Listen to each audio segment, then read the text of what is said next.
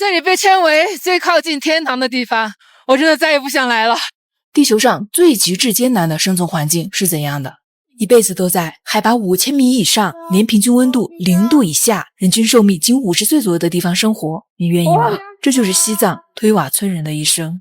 被称为世界上海拔最高的行政村。我心里一直有个不太礼貌的疑问，他们为什么要生活在这么难的地方？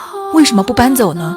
第2次自驾前往，我希望能解开内心疑惑。在这个季节自驾西藏，你需要有一颗强大的心脏，不能害怕荒凉至骨髓的冷峻山峦，不能害怕一场大雪覆盖掉所有色彩，只剩黑白，不能害怕大风刮过地球的褶皱，巨响轰隆，怪力似能掀翻所有。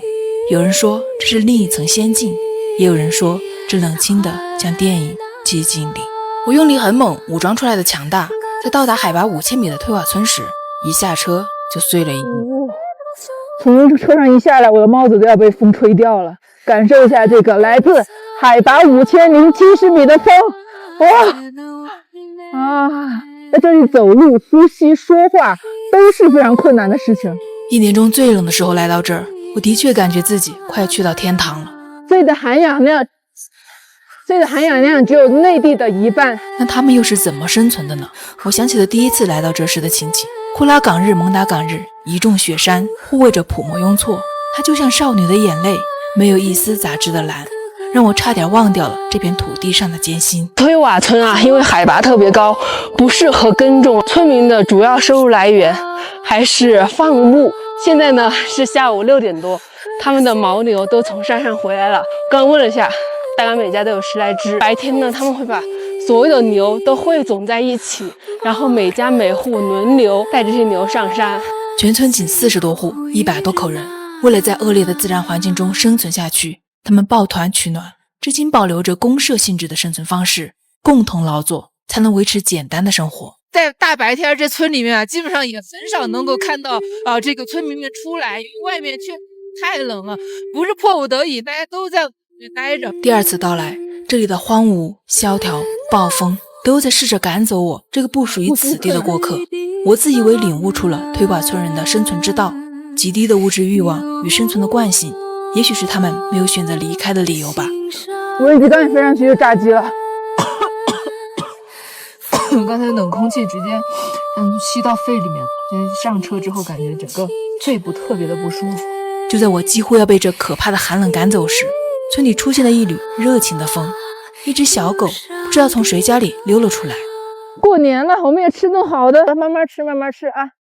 还要吃吗？再给你拿2根好不好？平时村里面的人应该也会喂它，这里除了人能喂它之外，真的没有任何食物可以吃了。第3根了，看你高兴的。好了，拜拜了啊，拜拜了。哎呀，它真的好高兴哦，那么小一只狗跳老高了，都跳到我手上来了。我喂了它几根火腿肠，它便把我认作了最好的朋友。直到我离开时，它眼巴巴地跟了我一段，小小的身影一直在后视镜中目送着我很久很久。我心里突然产生了一股留恋不舍，全然忘记了刚刚说过的话。我再也不想来了。瞬间醍醐灌顶般的，我理解了推瓦村人。一只小狗与我几分钟的相处，我便与这个村子产生了某种微妙的联系，而他们与这片地球之巅的土地世代紧密相连。哪怕它贫瘠，它艰苦，甚至不利于健康长寿，但这里的风、草、湖水、雪山都紧紧绑定着推瓦人心底每一缕波澜。它虽是地球上最极致艰难的地方，但爱能抵万难。哇，好美！在一个美如梦境的村子里，被人赤裸裸地坑了一把。现在是晚上12点，我的房车被人断电了。你会一气之下离开，还是要厚着脸皮继续游玩？这里是西藏最梦幻的一条小巷，西夏邦马峰与佩库措甘愿化身为最伟大的背景，衬托的小巷好似来自天边。如果早上醒来一睁眼就能看到这样的风景，不敢想是多么治愈。于是我拖着拖挂房车，满心期待地自驾前往拉普村。日落时分到达村子，和湖边一户人家商量好，用他家的电给房车供电至第2天早上，并支付费用。我们谈好了25块钱充到明天早上，总共呢我这个车也就能用大概2-3块钱的电。结果呢，现在凌晨12点就给我断电了。今天早上起来看到的风景就是这样的，后面呢就是西夏斑马峰和佩姑措这样的风景，在这住一晚，虽然受点气，但也还是值得。要一个，好不好吃的？我能不能吃？可以啊，骗小朋友糖，给他分一点车上的火腿肠。那你把这个送给我好不好？给我，可以，可以，来握手，我们握个手。谢谢。主动和我分享零食，请缨做我的模特儿，请我吃他的午饭。今天遇到的每一个人，好像和我并不是刚刚才认识。坐完房车被断电时，那种不被欢迎的感觉早就消散了。我身后就是整个西藏最出名的一条巷子，因为这条巷子望出去的风景像一幅天堂般的美景，因此带火了这一整个村子。被一片如同画笔勾勒出来的蓝白之境包围，眼睛变得很贪婪，连眨一下眼都舍不得。这双眼啊，这辈子跟着我算是享福了。海拔4600米，什么纠结烦恼都随着佩姑措的浪花飘走吧。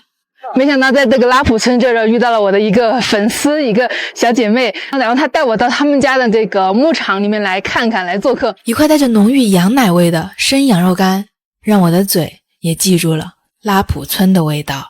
你们村里每个人家里其实都是差不多，是不是？就是喂牛和喂羊都是一样的。就是家里的收入的话，就是卖了牛和羊才有收入，是不是？是不是？不全是这样的，还有我们这边的话是边境，所以政府发的补贴。去年的话6000多，他们说有8000。为了让我在这里不无聊，他带我去参观了附近所有邻居的帐篷，去吃了每家的零食，去牧场里看可爱的白牦牛，告诉我冬牧场和夏牧场的区别。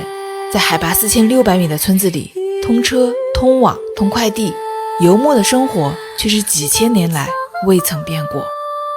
临走前，藏族小姐妹问我下次还会来吗？我不违心地说一定会。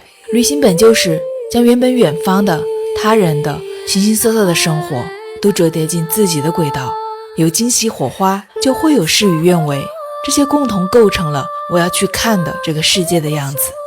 一段不愉快的经历，一片美得令人失语的风景，都不足以让我对一个地方或爱或恨，但眼睛看到的，嘴里尝到的，心里装进去的，这些鲜活的记忆都可以。欢迎来到尼泊尔撒红节。这一天只准快乐，不准上班。这一天你的模样，陌生人来决定。当然，你也可以放肆地打扮陌生人，直到变成一副亲妈也认不出的鬼样子。这个节日有着神奇的魔力，它能让整个世界颠倒，规则反转，连我也变得不像自己。平时我要求自己整洁精神，今天先给自己画成一个大花猫。这一天没人会在乎打扮是否得体，反正大家看上去都一样好笑。没有人在乎你的一切，甚至是不是人都不重要，你都得过节。出门时我长这样，渐渐的变成这样，到最后成了这样。快乐从四面八方不同的小彩人手里传来，五颜六色的粉末随着停不下来的大笑渗入了皮肤的纹理，仿佛将快乐留了下来。用那个面容识别来想开锁啊，我手机都认不出我了，直接不让我开啊，这谁呀？这一天任何事情都要为快乐让步。卖彩粉的小贩自己也要玩个够，以至于我怀疑他是因为太爱玩了才来卖这个。脸上的颜色越多就越开心。所以到底要怎样才能这么纯粹的开心？我好像从来没有像他们一样这么纯粹的玩过。我看到尼泊尔人脸上都写着3个字：不担心。他们好像不担心浪费时间，毕竟全年有几百个节日，竞争对手也得过节。他们不担心节奏缓慢，在竞争中被淘汰。人生没有出场设置的速度，慢是一生，快也是一生，为何不可以慢慢来呢？而从小到大，玩这件事对于我来说一直都有前提条件，先做好了什么事儿再玩。玩似乎是一项不可以无端享用的奖赏。